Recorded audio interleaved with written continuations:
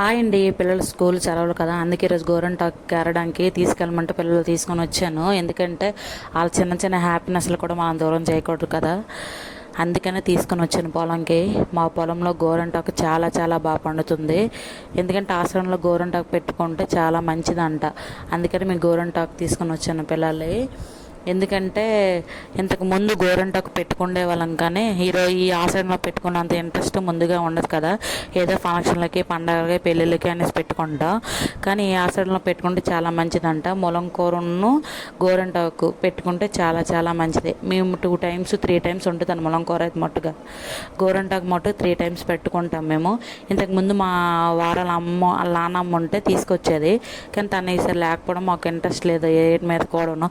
తను ఉంటే ఇదమ్మ నాన్న వస్తే తెస్తే చాలు నాకు ఆచారం వచ్చిందని గుర్తుండేది. కానీ మీలో ఎంతమంది గోరంటాకు ములం కూర ఇష్టం అనేది నాకు కామెంట్ చేయండి. ఓకేనా, బాయ్ బాయ్.